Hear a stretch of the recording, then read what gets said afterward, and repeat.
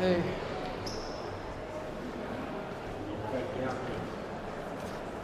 How's it going, man?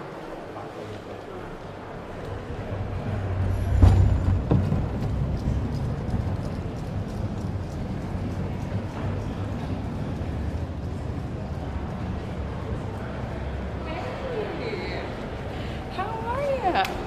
Good to see you.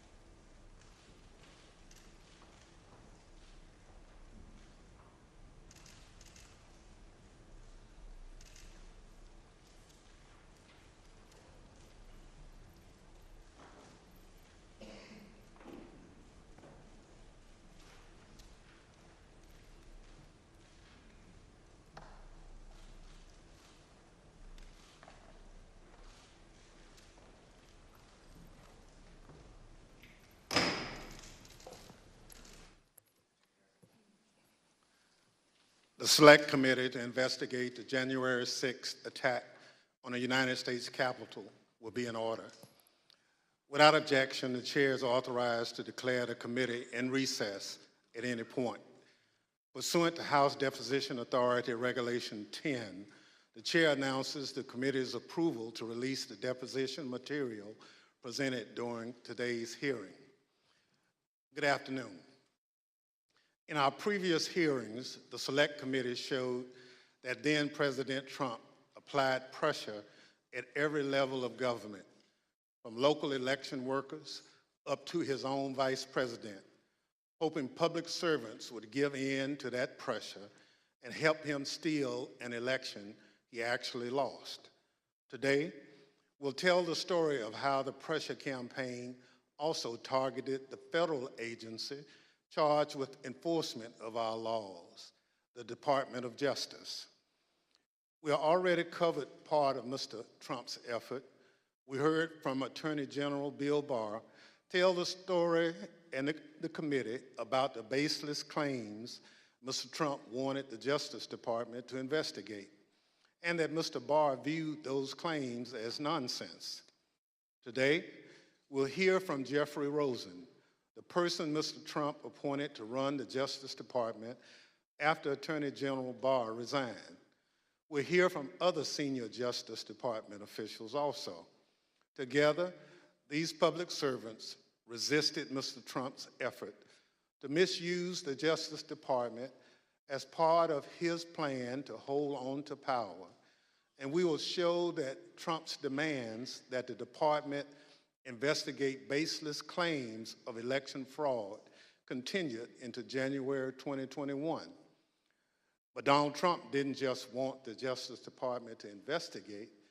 He wanted the Justice Department to help legitimize his lies, to basically call the election corrupt, to appoint a special counsel to investigate alleged election fraud, to send a letter to 6 state legislatures urging them to consider altering the election results.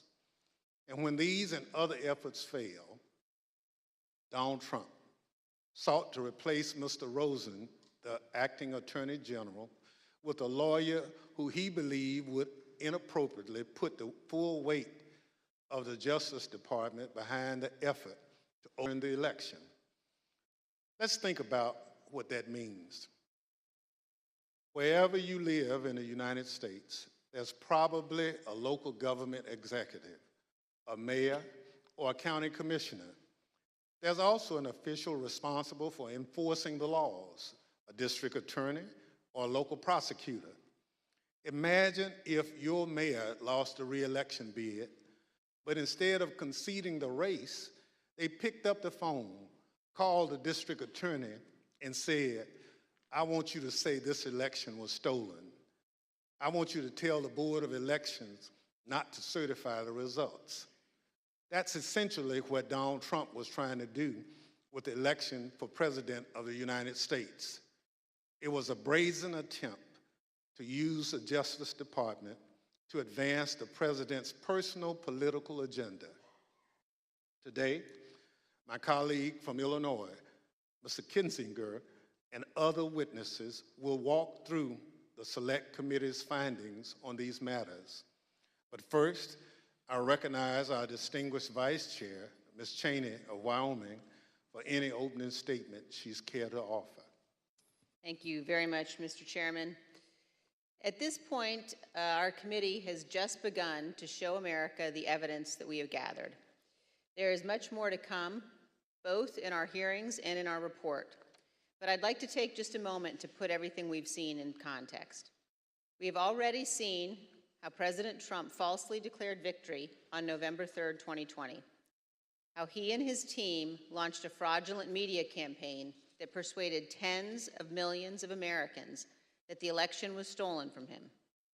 Donald Trump intentionally ran false ads on television and social media, featuring allegations that his advisors and his Justice Department repeatedly told him were untrue. We have also seen how Donald Trump launched a fraudulent fundraising campaign that raised hundreds of millions of dollars again, based on those same false election fraud allegations. We have seen how President Trump and his allies corruptly attempted to pressure Vice President Pence to refuse to count lawful electoral votes and obstruct Congress's proceedings on January 6th, and how he provoked a violent mob to pursue the Vice President and others in our Capitol. We've seen how the President oversaw and personally participated in an effort in multiple states to vilify, threaten, and pressure election officials, and to use false allegations to pressure state legislators to change the outcome of the election. We've seen how President Trump worked with and directed the Republican National Committee and others to organize an effort to create fake electoral slates, and later to transmit those materially false documents to federal officials, again as part of his planning for January 6th. We have seen how President Trump persuaded tens of thousands of his supporters to travel to Washington, D.C. for January 6th. And we will see in far more detail how the President's rally and march to the Capitol were organized and choreographed. As you can tell, these efforts were not some minor or ad hoc enterprise concocted overnight. Each required planning and coordination. Some required significant funding. All of them were overseen by President Trump. And much more information will be presented soon regarding the President's statements and actions on January 6th. Today, as Chairman Thompson indicated, we turn to yet another element of the President's effort to overturn the 2020 election, this one involving the Department of Justice. A key focus of our hearing today will be a draft letter that our witnesses here today refused to sign. This letter was written by Mr. Jeff Clark with another Department of Justice lawyer, Ken Klukowski, and the letter was to be sent to the leadership of the Georgia State Legislature. Other versions of the letter were intended for other states. Neither Mr. Clark nor Mr. Klukowski had any evidence of widespread election fraud, but they were quite aware of what Mr. Trump wanted the department to do. Jeff Clark met privately with President Trump and others in the White House and agreed to assist the president without telling the senior leadership of the department who oversaw him. As you will see, this letter claims that the U.S. Department of Justice's investigations have, quote, identified significant concerns that may have impacted the outcome of the election in multiple states, including the state of Georgia. In fact, Donald Trump knew this was a lie. The Department of Justice had already informed the President of the United States repeatedly that its investigations had found no fraud sufficient to overturn the results of the 2020 election. The letter also said this, quote, in light of these developments, the department recommends that the Georgia General Assembly should convene in special session, end quote, and consider approving a new slate of electors. And it indicates that a separate, quote, fake slate of electors supporting Donald Trump has already been transmitted to Washington, D.C. For those of you who have been watching these hearings, the language of this draft Justice Department letter will sound very familiar. The text is similar to what we have seen from John Eastman and Rudy Giuliani, both of whom were coordinating with President Trump to overturn the 2020 election. When one of our witnesses today, Mr. Donoghue, first saw this draft letter, he wrote this, quote, this would be a grave step for the department to take, and it could have tremendous constitutional, political, and social ramifications for the country, end quote. This committee agrees.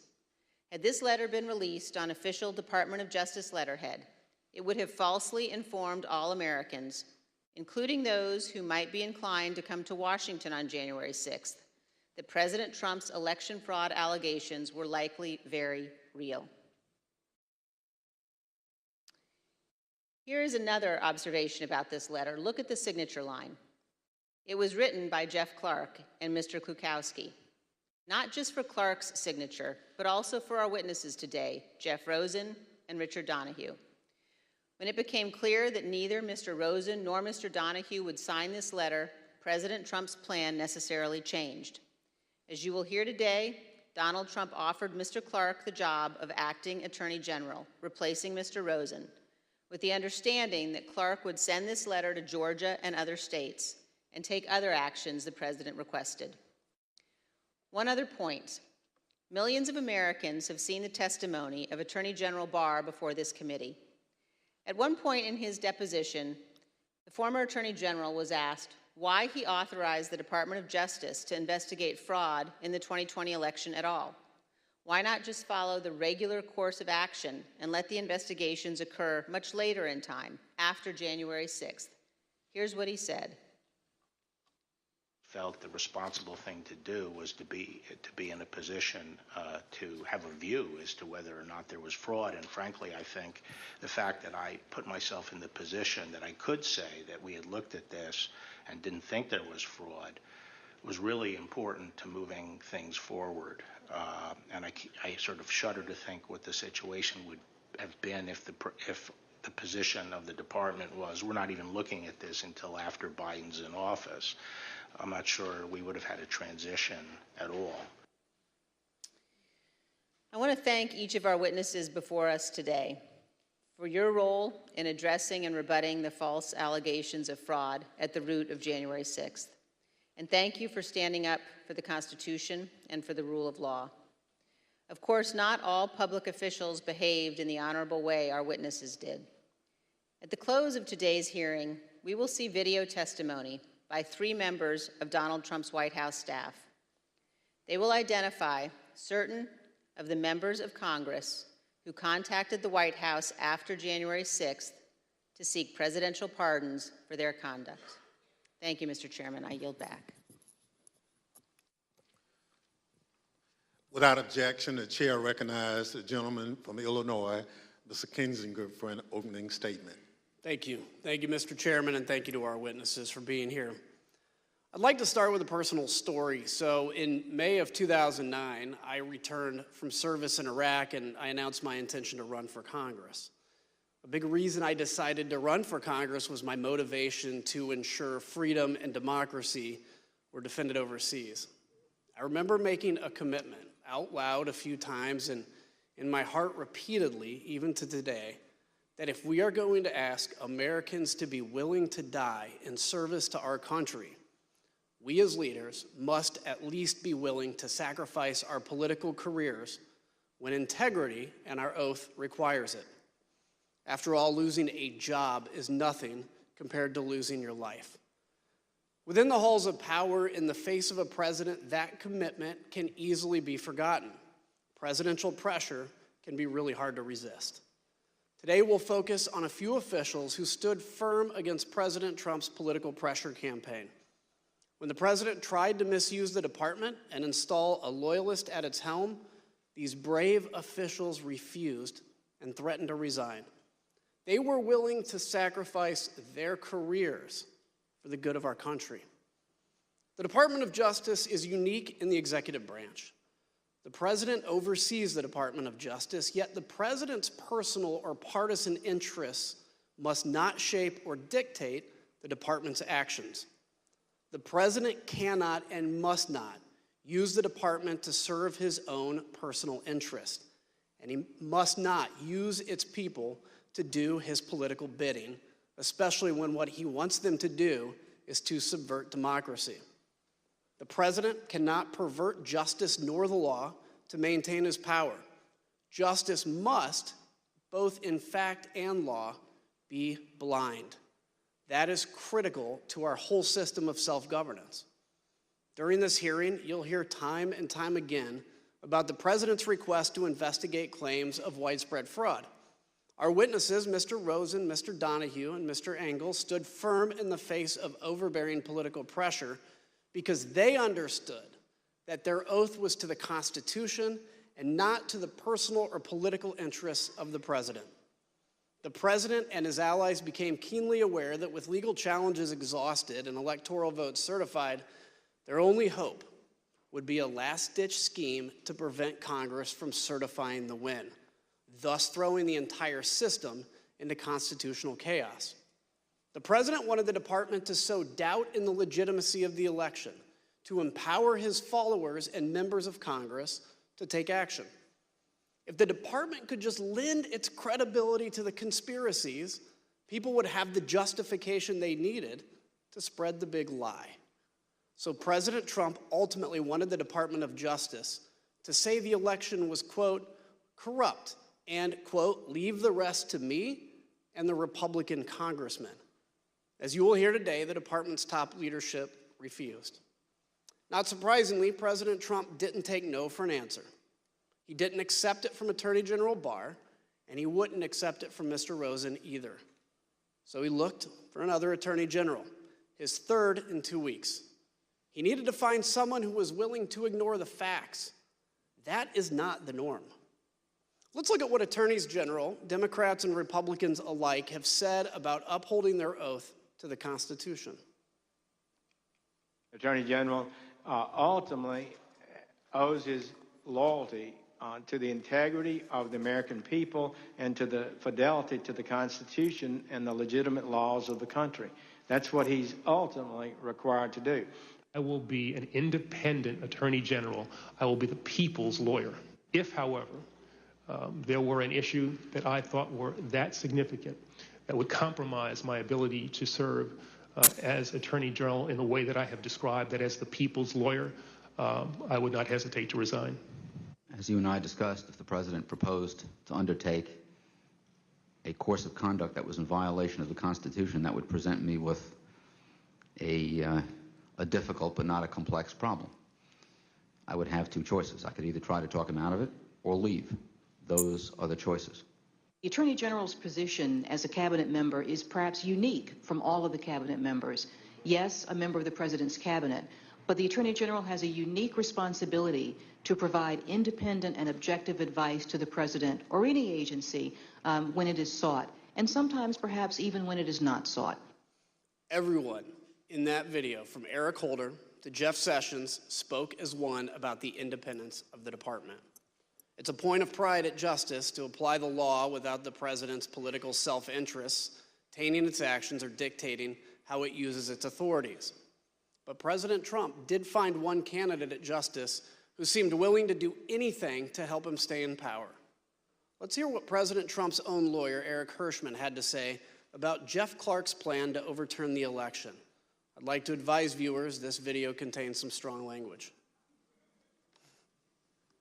And when he finished discussing what he planned on doing, I said, good fucking, effing a-hole. Congratulations, you just admitted a first step or act you take as Attorney General would be committing a felony and violating Rule 6C. You're clearly the right candidate for this job. So who's Jeff Clark? An environmental lawyer with no experience relevant to leading the entire Department of Justice. What was his only qualification?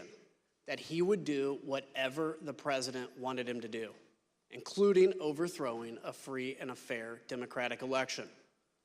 President Trump's campaign to bend the Justice Department to his political will culminated in a showdown on January 3rd. Today, we will take you inside that early evening Oval Office meeting where top Justice Department officials met with the president.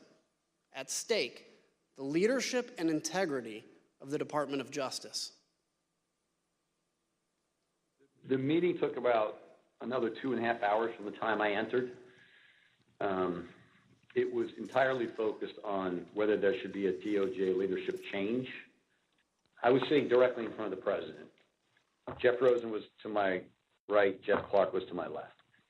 He looked at me and underscored, well, the one thing we know is you're not going to do anything. You didn't even agree that the concerns that are being presented are valid. And here's someone who has a different view. So well, why shouldn't I do that? You know, that's how the discussion then proceeded. Jeff Clark was proposing that Jeff Rosen be replaced by Jeff Clark. And I thought the proposal was asinine. What were Clark's purported bases for why it was in the president's interest for him to step in? What would he do? How would things change, according to Mr. Clark in the meeting? He repeatedly said to the president that if he was put in the seat, he would conduct real investigations that would, in his view, uncover widespread fraud. He would send out the letter that he had drafted, and that this was a last opportunity to sort of set things straight with this defective election, and that he could do it, and he had the intelligence and the will and the desire to pursue these matters in the way that the president thought most appropriate. And he was making a pitch, and every time he would get clobbered over the head, he would say, like a call to order, the president's your decision, you get the chance to make this decision, and you've heard everybody and you can make your determination. And then we jump back in and really clobber him. I made the point that Jeff Clark is not even competent to serve as the Attorney General. He's never been a criminal attorney. He's never conducted a criminal investigation in his life. He's never been in front of a grand jury, much less a trial jury. And he kind of retorted by saying, well, I've done a lot of very complicated appeals and civil litigation, environmental litigation, and things like that. And I said, that's right, you're an environmental lawyer. How about you go back to your office and we'll call you when there's an oil spill. And Pat Cipollone weighed in at one point, I remember saying, that letter that this guy wants to send, that letter is a murder-suicide pact. It's going to damage everyone who touches it. And we should have nothing to do with that letter. I don't ever want to see that letter again. And so we went along those lines. I thought Clark's proposal was nuts. I mean, as a guy said at a certain point, listen, the best I can tell is the only thing you know about environmental and elections challenges is they both start with E. And based on your answer tonight, I'm not even certain you know that. The president said, suppose I do this. Suppose I replace him, Jeff Rosen, with him, Jeff Clark. What do you do? Well, we know these men before us did the right thing. But think about what happens if these justice officials make a different decision. What happens if they bow to the pressure? What would that do to us as a democracy, as a nation? Imagine a future where the president could screen applicants to the Justice Department with one question. Are you loyal to me or to the Constitution? And it wouldn't take long to find people willing to pledge their loyalty to the man. We know many of President Trump's vocal supporters on January 6th also wanted the Justice Department to do whatever he asked, as long as it meant he could stay in power. They made sure Justice Department officials heard his message as they protested loudly in front of the department on their way to the Capitol on January 6th.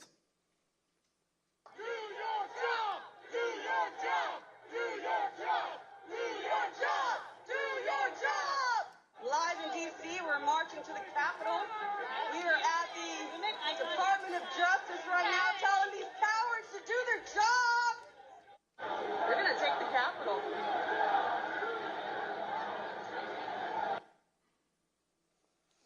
I want to take a moment now to speak directly to my fellow Republicans.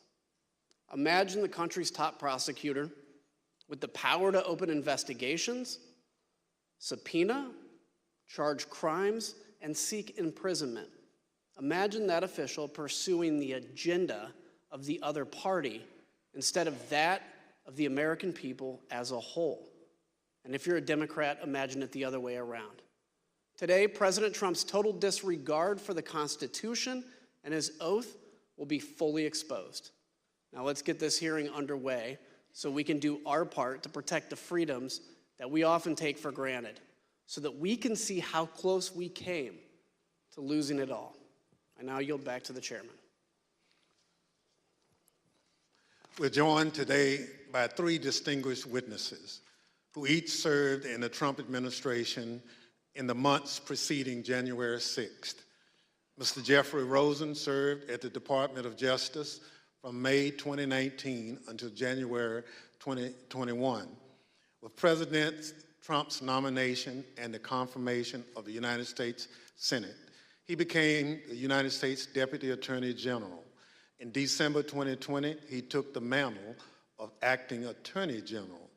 Mr. Richard Donoghue has served in the Department of Justice for over 14 years. Mr. Donoghue was a United States Attorney for the Eastern District of New York, then became Mr. Rosen's Principal Associate Deputy Attorney General, and finally, Acting Deputy Attorney General. Mr. Donoghue also served more than 20 years in the United States military, including the 82nd Airborne and the Judge Advocates General Corps. We are also joined by Mr. Stephen Engel, the former Assistant Attorney General for the Office of Legal Counsel. He was nominated by the former president and confirmed by the Senate during the Trump administration. He served from November 2017 to January 2021 and has now returned to private practice. I will now swear in our witnesses. The witnesses will please stand and raise their right hands. Do you swear unaffirmed under penalty of perjury that the testimony you're about to give is the truth, the whole truth, and nothing but the truth, so help you God? Thank you. You may be seated. Let the record reflect the witnesses all answered in the affirmative. I now recognize myself for questions. First of all, gentlemen, thank you for being here today. All of you served at former President Trump's pleasure at the Department of Justice in top leadership positions with tremendous responsibilities. Former Attorney General Bill Barr told the Select Committee that before he left the department in December 2020, he told President Trump on at least 3 occasions there was no evidence of widespread election fraud that would have changed the results of the presidential election, and refuted numerous specific claims of election fraud the president was making. Mr. Rosen, after Mr. Barr announced his resignation, did Donald Trump continue to demand that the Department of Justice investigate his claims of election fraud? Yes, he asserted that he thought the Justice Department had not done enough. Thank you. From the time you took over from Attorney General Barr until January 3rd, how often did President Trump contact you or the department to push allegations of election fraud? So between December 23rd and January 3rd, the president either called me or met with me virtually every day, with 1 or 2 exceptions like Christmas Day. And before that, because I had been announced that I would become the acting attorney general before the date I actually did, the president had asked that Rich Donoghue and I go over and meet with him, I believe, on December 15th as well. So after you had some of these meetings and conversations with the president, what things did the president raise with you? So the common element of all of this was the president expressing his dissatisfaction that the Justice Department, in his view, had not done enough to investigate election fraud. But at different junctures, other topics came up at different intervals. So at one point, he had raised the question of having a special counsel for election fraud. At a number of points, he raised requests that I meet with his campaign counsel, Mr. Giuliani. At one point, he raised the whether the Justice Department would file a lawsuit in the Supreme Court. At a couple of junctures, there were questions about making public statements or about holding a press conference. One of the later junctures was this issue of sending a letter to state legislatures in Georgia or other states. And so there were different things raised at different parts of, or different intervals, with the common theme being his dissatisfaction about what the Justice Department had done to investigate election fraud. I will say that the Justice Department declined all of those requests that I was just referencing, because We did not think that they were appropriate based on the facts and the law as we understood them. Thank you. So, Mr. Donoghue, on December 15th, the day after Attorney General Barr announced his resignation, the President summoned you and Mr. Rosen to the White House. At this meeting with the President, what did he want to discuss? There were a number of topics of discussion that day, Mr. Chairman. Much of the conversation focused on a report that had been recently released relating to Antrim County in Michigan. I believe on December 13th, an organization called the Allied Security Group issued a report that alleged that the Dominion voting machines in that county had a 68% error rate. The report was widely covered in the media. We were aware of it. We obtained a copy of it on the 14th of December, the day prior. We circulated to the U.S. attorneys in Michigan for their awareness, and we had a number of discussions internally, but the conversation with the President on that day, the 15th, was largely focused on that. And he was essentially saying, have you seen this report? He was adamant that the report must be accurate, that it proved that the election was defective, that he in fact won the election, and the department should be using that report to basically tell the American people that the results were not trustworthy. And he went on to other theories as well, but the bulk of that conversation on December 15th focused on Antrim County, Michigan, and the ASOG report. Thank you. Mr. Engel, we know that Attorney General Barr announced on December 1st, 2020, that the Department of Justice had found no evidence of widespread fraud that could have changed the outcome of the election. So from December 1st, 2020 until today, as you sit here, have you ever doubted that top-line conclusion? No, I've never had any reason to doubt Attorney General Barr's conclusion. Thank you. Pursuant to Section 5C8 of House Resolution 503, the chair now recognizes the gentleman from Illinois, Mr. Kinzinger, for questions. Thank you, Mr. Chairman. In the weeks leading to January 6th, the Department of Justice was fielding almost daily requests from the President to investigate claims of election fraud. Each claim was refuted time and time again, an effort Attorney General Barr described as whack-a-mole. When each of the President's efforts failed, he resorted to installing a new Attorney General to say the election was illegal and corrupt, simply so he could stay in power. President Trump started leaning on the Justice Department the first chance he got. On November 29th, his first television interview after the election. Where is the DOJ and the FBI in all of this, Mr. President? You have laid out some serious charges here. Shouldn't this be something that the FBI is investigating? Are they? Missing in action. Is the DOJ investigating?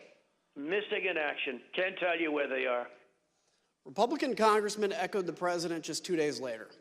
They wrote a letter to Attorney General Barr laying into the Justice Department for a, quote, shocking lack of action in investigating the claims of election fraud.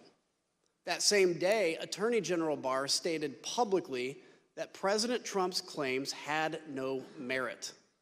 Ignoring the top law enforcement officer in the country, Republican congressmen amplified the stolen election message to the American public. Let's listen.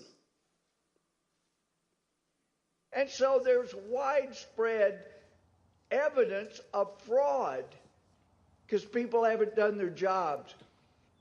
Durham and Barr will deserve a big notation in history when it's written of the rise and fall of the United States if they don't clean up this mess, clean up the fraud, do your jobs, and save this little experiment in self-government.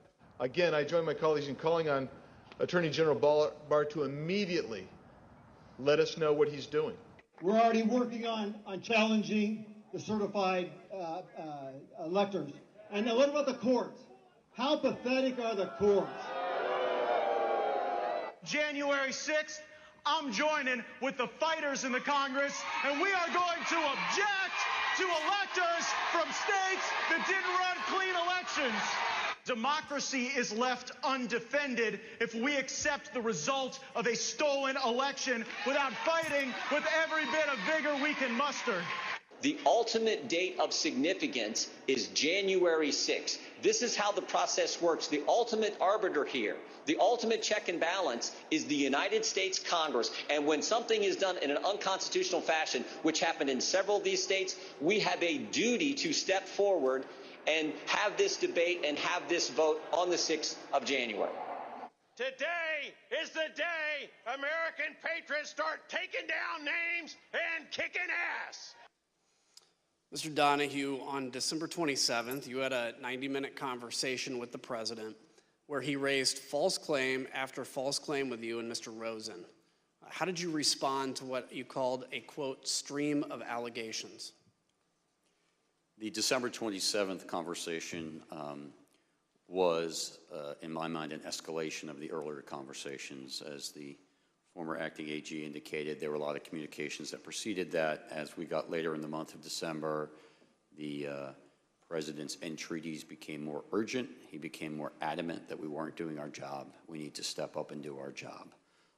And he had this arsenal of allegations that he wanted to rely on. And so I felt in that conversation that was incumbent on me to make it very clear to the president what our investigations had revealed, and that we had concluded, based on actual investigations, actual witness interviews, actual reviews of documents, that these allegations simply had no merit. And I wanted to try to cut through the noise, because it was clear to us that there were a lot of people whispering in his ear, feeding him these conspiracy theories and allegations. And I felt that being very blunt in that conversation might help make it clear to the president these allegations were simply not true. And so as he went through them in what for me was a 90-minute conversation or so, and what for the former acting AG was a 2-hour conversation, as the president went through them, I went piece by piece to say, no, that's false, that is not true, and to correct him really in a serial fashion as he moved from one theory to another. Can you give me an example of one or two of those theories? So one that was very clear at that point was the Antrim County, the ASOG report that I mentioned earlier. The Allied Security Operations Group released this report that said 68% error rate. There was, in fact, in Antrim County, a hand recount. Had nothing to do with the department. The department did not request that. That was pursuant to litigation brought by other parties. But there was a hand recount. So they were able to compare the hand recount to what the machines had reported. And for the ballots that were actually counted by the machine, more than 15,000, there was one error, one ballot. And I did a quick calculation and came up with 0.0063% error rate, which is well within tolerance.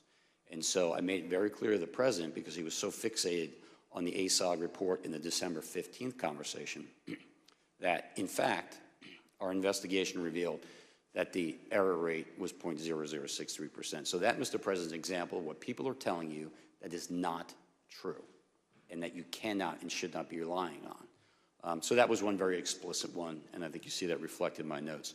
We went through a series of others.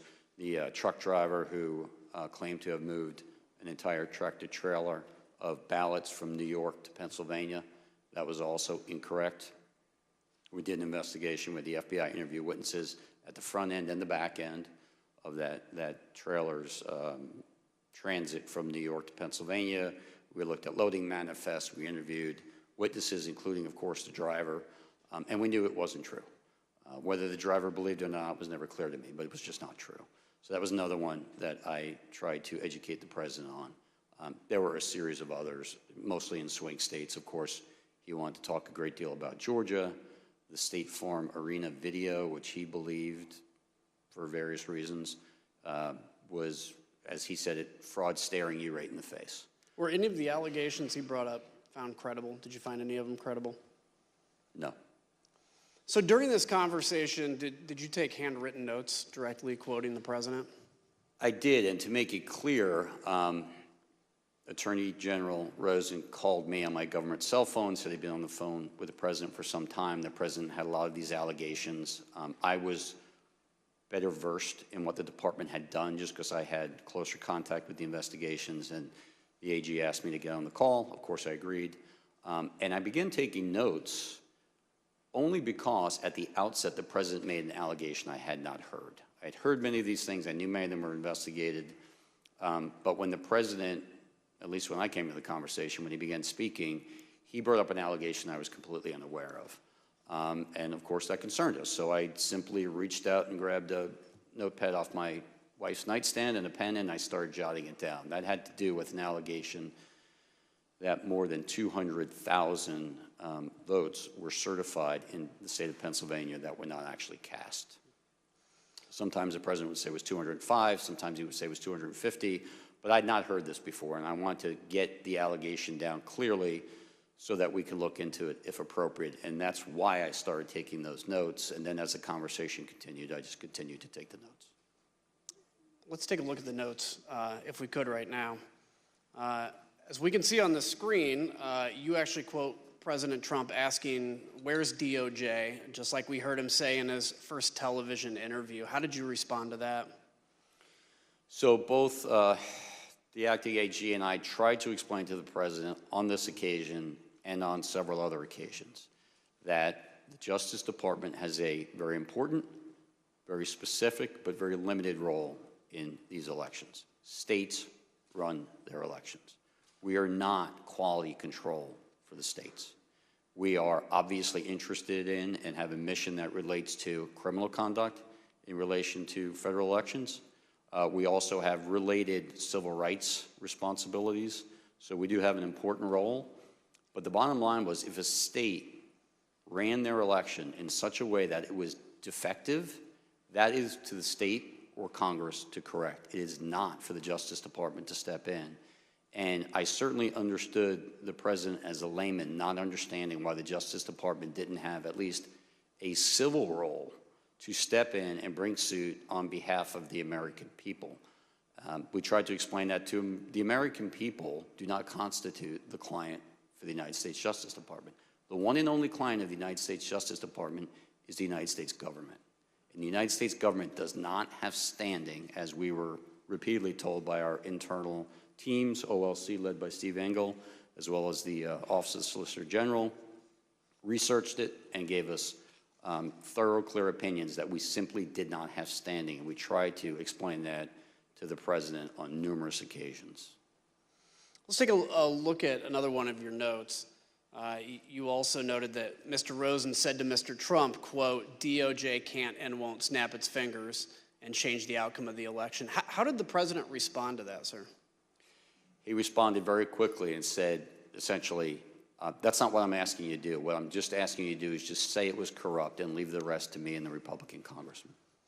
So let's now put up the notes where you quote the president.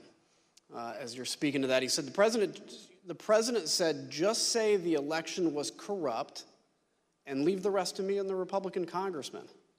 So, Mr. Donoghue, that's a direct quote from President Trump, correct? That's an exact quote from the president, yes.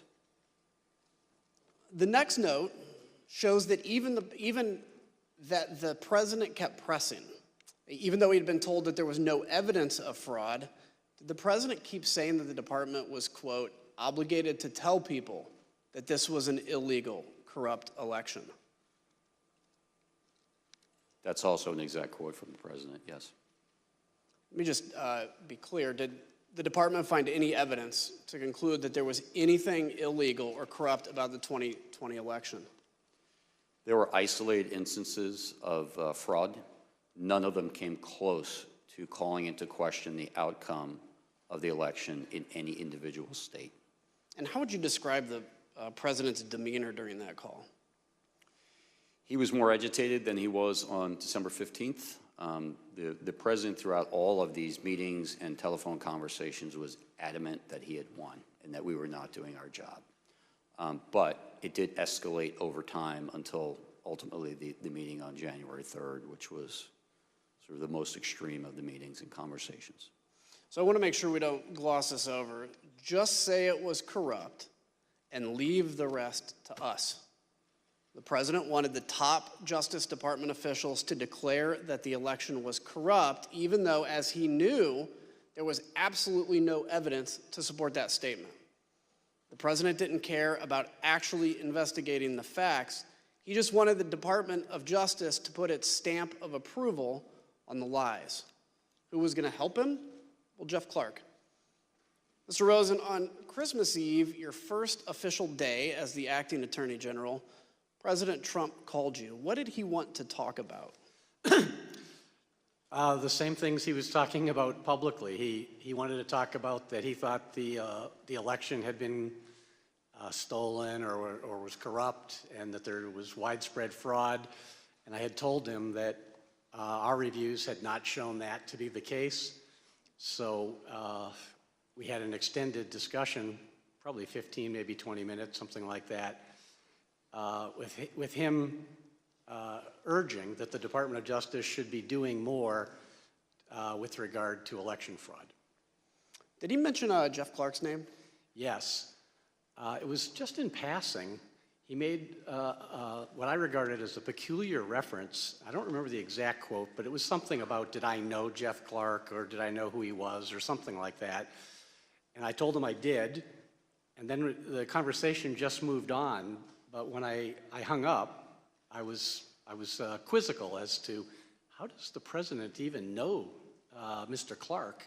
I was not aware that they had ever met or that the president had been involved with any of the issues in the civil division. So it was a bit of a surprise when he brought his name up? Yes.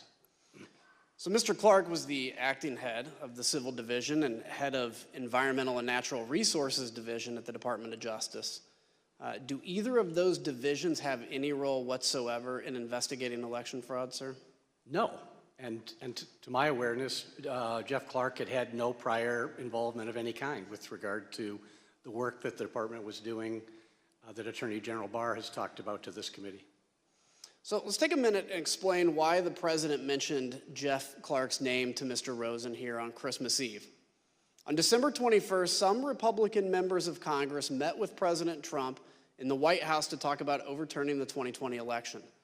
Let's hear Representative Marjorie Taylor Greene talk about how this meeting got set up.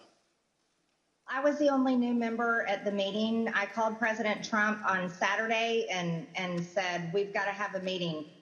There's many of us that feel like this election has been stolen. So on the screen, you'll see that President Trump's Chief of Staff, Mark Meadows, tweeted about that meeting right after it happened. He said, quote, several members of Congress just finished a meeting in the Oval Office with President Donald Trump, preparing to fight back against mounting evidence of voter fraud. Stay tuned. On the same day he met with these Republican members of Congress, President Trump called into a conservative political convention, and he used the opportunity to pressure the Department of Justice to investigate his bogus claims. The problem is we need a party that's going to fight, and we have some great congressmen and women that are doing it, and we have some great fighters, but we won this in a landslide. They know it, and we need backing from like the Justice Department, and other people have to finally step up. The Select Committee obtained records from the National Archives that show that Scott Perry was one of the congressmen who joined that meeting. We learned from White House records that you'll now see on the screen that the very next day, Representative Perry returned to the White House. This time he brought a Justice Department official named Jeffrey Clark. Representative Perry provided the following statement to his local TV affiliate. He said, quote, throughout the past 4 years, I've worked with Assistant Attorney General Clark on various legislative matters. When President Trump asked if I would make an introduction, I obliged. But why Jeff Clark? Let's hear Mr. Giuliani explain the kind of person that he and the president wanted at the top of justice. I remember ever recommending to anybody that Mr. Clark, meaning Jeffrey Clark at DOJ, be given election-related responsibilities.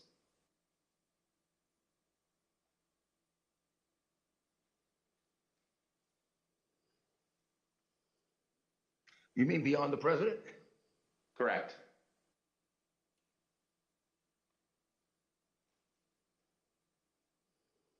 Well, beyond the president, I do recall saying to people that somebody should be put in charge of the Justice Department who isn't frightened of what's going to be done to their reputation. Because Judge Trump was filled with people like that.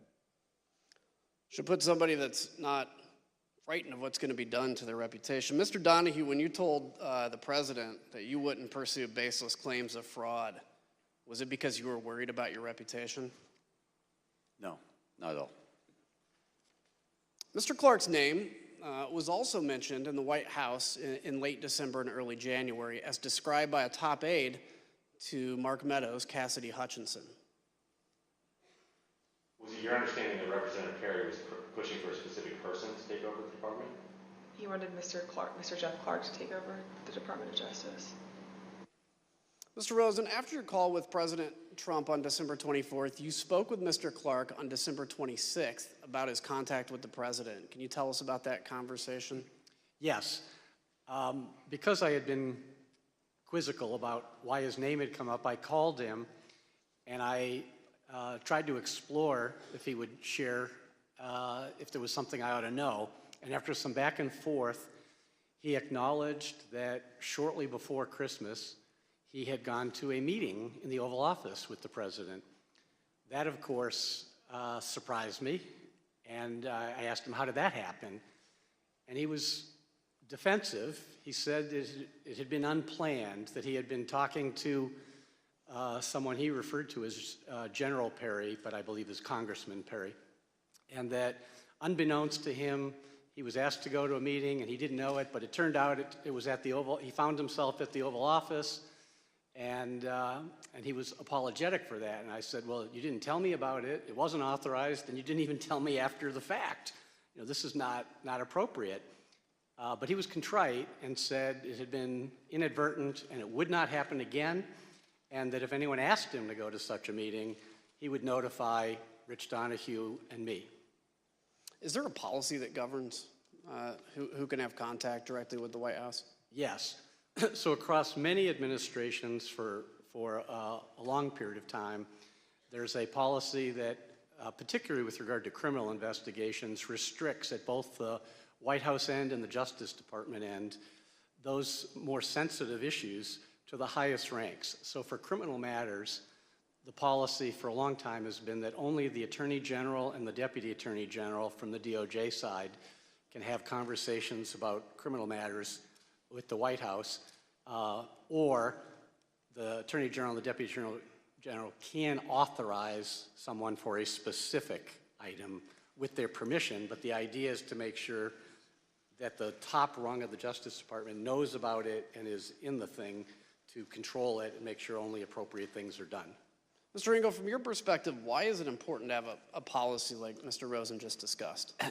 Well, it's critical that the Department of Justice conducts its criminal investigations free from either the reality or any appearance of political interference. And so people can get in trouble if people at the White House are speaking with people at the department, and that's why the purpose of these policies is to keep these communications as infrequent and at the highest levels as possible, just to make sure that people who are less careful about it, who don't really understand these implications, such as Mr. Clark, don't run afoul of those contact policies.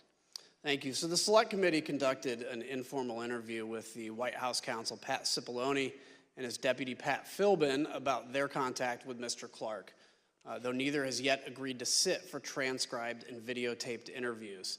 But Pat Cipollone told the Select Committee that he intervened when he heard Mr. Clark was meeting with the president about legal matters without his knowledge, which was strictly against White House policy. Mr. Cipollone and Mr. Philbin, like Mr. Rosen, told Mr. Clark to stand down, and he didn't. On the same day, Acting Attorney General Rosen told Mr. Clark to stop talking to the White House, Representative Perry was urging Chief of Staff Mark Meadows to elevate Clark within the Department of Justice. You can now see on the screen behind me a series of texts between Representative Perry and Mr. Meadows. They show that Representative Perry requested that Mr. Clark be elevated within the department. Representative Perry tells Mr. Meadows on December 26th that, quote, Mark, just checking in as time continues to count down. 11 days to January 6th and 25 days to inauguration. We've got to get going. Representative Perry followed up and says, quote, Mark, you should call Jeff. I just got off the phone with him, and he explained to me why the principal deputy won't work, especially with the FBI. They will view it as not having the authority to enforce what needs to be done. Mr. Meadows responds with, I got it. I think I understand. Let me work on the deputy position. Representative Perry then texts, Roger, just sent you something on Signal. Just sent you an updated file. Did you call Jeff Clark? Mr. Donoghue, Representative Perry called you the next day on December 27th. Who told him to call you? My understanding is the president did at the outset of the call. Congressman Perry told me that he was calling at the behest of the president. What did he want to talk about? He wanted to talk about Pennsylvania in particular. He gave me some background about, why he in particular doesn't trust the FBI and why the American people don't necessarily trust the FBI. And then he went into some allegations specific to Pennsylvania, which included, amongst others, this allegation that the Secretary of State had certified more votes than were actually cast. Did you direct the local U.S. Attorney's Office to investigate that claim? So Mr. Perry said that he had a great deal of information, that investigations had been done, that there was some sort of forensic type report that would be helpful to me. And I didn't know Congressman Perry. I'd never heard of him before this conversation, but I said, sir, if you've got something that you think is relevant to what the Justice Department's mission is, you should feel free to send it to me. And he did. And I was en route from New York to Washington. I got it. I looked at it on my iPhone. Obviously, I couldn't read the whole thing in transit like that, but I looked at it to get a feel for what it was, and then I forwarded it to the United States Attorney for the Western District of Pennsylvania. Did they get back to you? What did they conclude? Scott Brady looked at it. He was the Western District of Pennsylvania U.S. Attorney. Took him a couple days, but he got back in relatively short order with a pretty clear explanation for why there was no foundation for concern. The Secretary of State had not certified more votes than were actually cast. The difference between the 5.25 that was actually certified by the Secretary of State and the 5 million that was on a public-facing website was that the information on the website was incomplete because 4 counties had not uploaded their data. So no credibility to that. There was claim. Zero to that, right. During that call, did Scott Perry mention Mr. Clark, and what did he say about him, if so? He did. He mentioned Mr. Clark. He said something to the effect of, I think Jeff Clark is great, and I think he's the kind of guy who could get in there and do something about this stuff. And this was coming on the heels of the president having mentioned Mr. Clark in the afternoon call earlier that day. I'd like to yield to the gentlewoman from Wyoming, Vice Chair Cheney. Thank you very much, Mr. Kinzinger. I thank the gentleman for yielding. As we discussed earlier, at the center of Mr. Clark's plan to undo President Trump's election loss was a letter. Mr. Donoghue, on December 28th, Mr. Clark emailed you and Mr. Rosen a draft letter that he wanted you to sign and send to Georgia state officials. You testified that this could have, quote, grave constitutional consequences. Mr. Donoghue, can you tell us what you meant by that? Well, I had to read both the email and the attached letter twice to make sure I really understood what he was proposing because it was so extreme to me. I had a hard time getting my head around it initially. But I read it and I did understand it for what he intended, and I had to sit down and sort of compose what I thought was an appropriate response. I actually initially went next door to the acting AG's office, but he was not there. We were both on that email. I knew we would both have probably a very similar reaction to it. He was not in his office, so I returned to my office and I sat down to draft a response because I thought it was very important to give a prompt response rejecting this out of hand. There were, in my response, I explained a number of reasons this is not the department's role to suggest or dictate to state legislatures how they should select their electors. But more importantly, this was not based on fact. This was actually contrary to the facts as developed by department investigations over the last several weeks and months. So I responded to that, and for the department to insert itself into the political process this way, I think would have had grave consequences for the country. It may very well have spiraled us into a constitutional crisis, and I wanted to make sure that he understood the gravity of the situation because he didn't seem to really appreciate it. And what was Mr. Clark's reaction when you sent this email to him? He didn't respond directly to the email, but we met shortly after that. After I sent the email, the acting AG returned. I went to his office. He had just read it. He had a very similar reaction to me. He was exasperated, and he told me that he had told one of his administrative assistants to get Jeff Clark up here. We want to talk to him face-to-face about this. And so the three of us then had a meeting, probably around 1800 that night, in the Deputy Attorney General's conference room. And one of the things that you said to Mr. Clark is, quote, what you are doing is nothing less than the United States Justice Department meddling in the outcome of a presidential election. And I assume you conveyed that to him as well in your meeting that evening?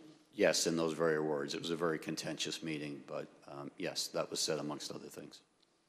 And despite this contentious meeting and your strong reaction to the letter, did Mr. Clark continue to push his concept in the coming days? He did, yes. We had subsequent meetings and conversations. The acting AG probably had more contact with him than I did, but between the 28th and the 2nd, when we had another in-person meeting, he clearly continued to move down this path. He began calling witnesses and apparently conducting investigations of his own. He got a briefing from DNI about purported foreign intelligence interference. And we thought perhaps once it was explained to him that there was no basis for that part of his concern, that he would retreat. But instead he doubled down and said, well, okay, so there's no foreign interference. I still think there are enough allegations out there that we should go ahead and send this letter, which shocked me even more than the initial one, because you would think after a couple of days of looking at this, he, like we, would have come to the same conclusion that it was completely unfounded.